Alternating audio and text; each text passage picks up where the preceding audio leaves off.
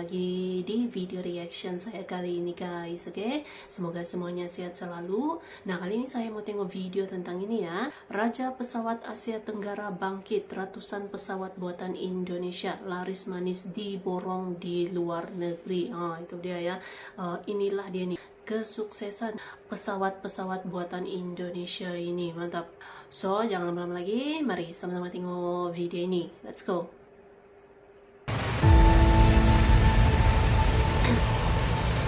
Hai semuanya, jumpa lagi dengan saya Wibisana. Jika berbicara tentang pesawat terbang modern buatan Indonesia, maka jawabannya adalah sejak tahun 1995, Indonesia sudah bisa membuatnya. Pada tahun itu, pesawat N250 Gatot Kaca yang dirancang oleh B.J. Habibie melakukan terbang perdananya.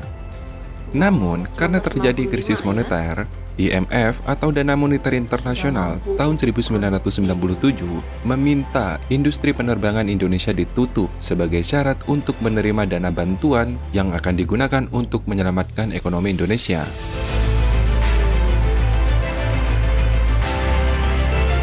Sebenarnya bukan hanya itu, IMF juga meminta PT Industri Kapal Indonesia yang sekarang menjadi PT PAL juga ditutup di tahun yang sama.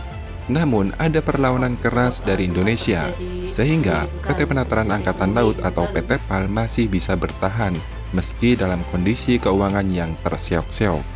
Kegagalan penutupan PT PAL oleh IMF menunjukkan bukti bahwa perusahaan strategis ini memiliki peran penting bagi Indonesia, baik dari segi keamanan nasional maupun ekonomi seperti sekarang. Namun lain halnya dengan industri pesawat terbang Nusantara atau IPTN, yang saat ini menjadi PT Dirgantara Indonesia yang baru mulai bisa bangkit sedikit demi sedikit. Bangkitnya PT DI sebenarnya sudah dimulai pada tahun 2000 yang lalu. Upaya ini diiringi dengan pengembangan produk baru seperti CN235 dan N219. Pada tahun 2004, PT DI mendapatkan sertifikasi ISO untuk sistem manajemen mutu. Ini menunjukkan komitmennya terhadap kualitas dan standar internasional. Kemudian tahun 2010, PT DI mulai membangun kepercayaan diri kembali. Di bawah kepemimpinan Bapak Budi Santoso, PT DI mulai menunjukkan performa yang lebih baik. Kemudian pada tahun 2012, dalam sejarah PT DI, pertama kalinya berhasil meraih laba bersih setelah krisis moneter. Kepercayaan konsumen, baik dari domestik maupun internasional, mulai pulih. Nah, di tahun 2020 mulai tumbuhlah tuh sejarah baru dari jurang yang dibuat oleh IMF.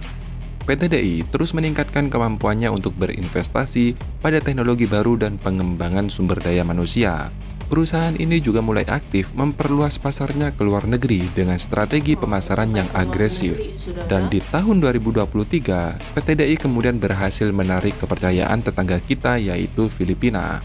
Nah, mulailah PT DI menandatangani kontrak senilai 1,25 triliun untuk penjualan 6 pesawat NC212I ke Filipina. Sekaligus ini menunjukkan daya saingnya di pasar global.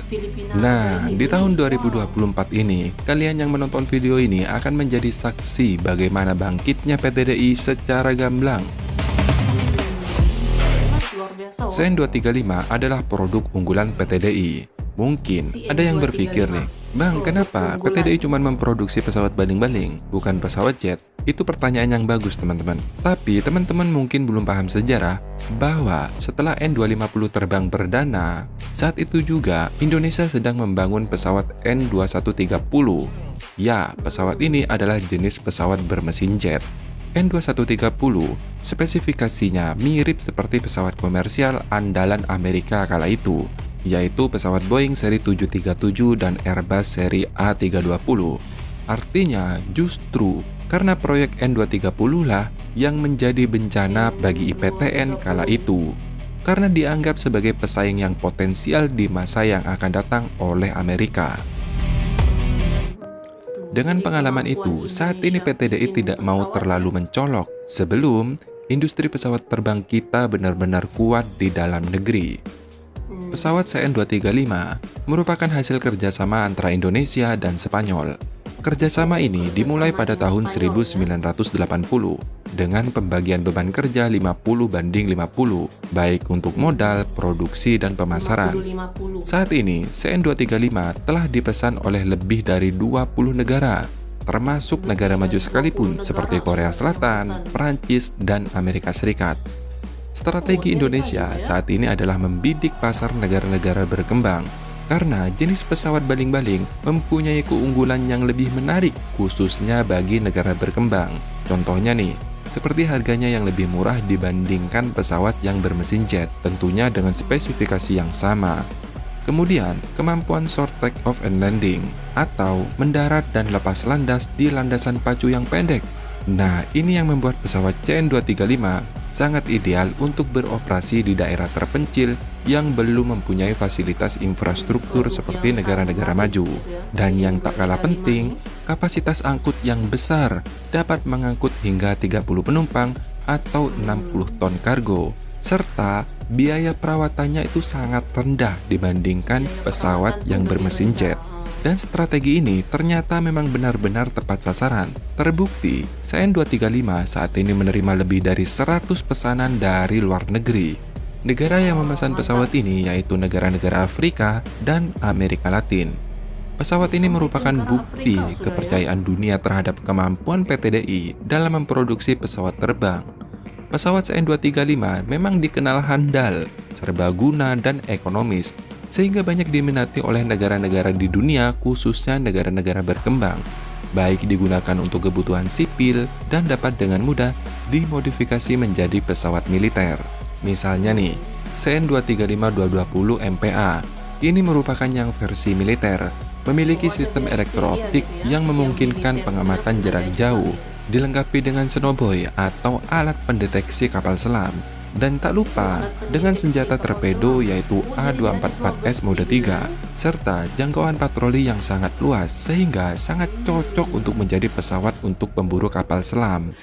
Saat ini memang ada 3 negara yang mengoperasikan CN235 di Amerika Latin, yaitu Kolombia, sekitar ada 12 pesawat jenis ini, kemudian Ekuador 6 dan Chili 9. Sedangkan di Afrika yaitu Gabon dan Botswana. Semua negara itu mengakui bahwa memang CN235 terbaik di kelasnya bro.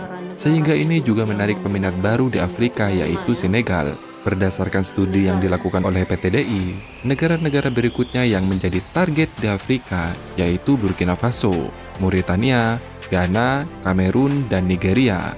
Sedangkan di Amerika Latin ada Meksiko, Uruguay, Peru, dan Argentina. Mendapat pesanan 100 unit lebih dari negara-negara lain, sebenarnya itu bukanlah hal yang mudah. Meskipun itu adalah suatu kebanggaan bagi kita, namun juga tidak bisa dipungkiri, melihat keterbatasan kemampuan produksi PT DI yang hanya mampu memproduksi 2-3 pesawat CN235 per tahun adalah tantangan bagi kita.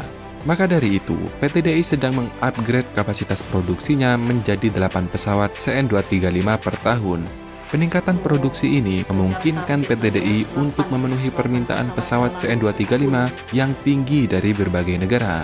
CN235 merupakan salah satu gerbang kebangkitan PT DI sebagai industri penerbangan terkemuka di Indonesia dan di dunia bro.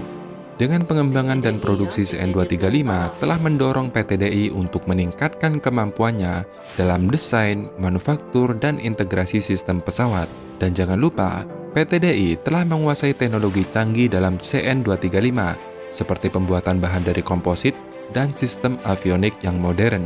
Peningkatan ini memungkinkan bagi PT DI untuk mengembangkan pesawat yang lebih canggih di masa yang akan datang bro. Dan seperti yang saya sampaikan tadi, kalian semua akan menjadi saksi sejarah bagaimana gerbang kebangkitan PT DI terbuka melalui CN235 bro. Nah, terima kasih sudah menonton, sampai jumpa di video berikutnya.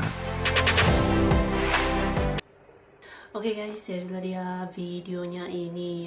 Jadi inilah dia ini kejayaan ya, kejayaan PT Dirgantara Indonesia yang memproduksi pesawat-pesawatnya gitu kan. Ada yang sudah sampai ke Afrika, ke Amerika Latin gitu ya. Ini pesawat CN235 nih, produk unggulannya gitu ya. Menunjukkan ini bahwa Indonesia, kemampuan Indonesia untuk memproduksi pesawat-pesawatnya gitu, dan bahkan laris manis juga gitu ya di luar negeri. Mantap PT Dirgantara.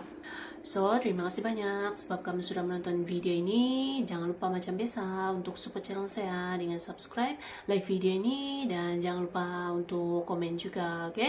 Terima kasih banyak dan kita jumpa lagi di video seterusnya. Assalamualaikum.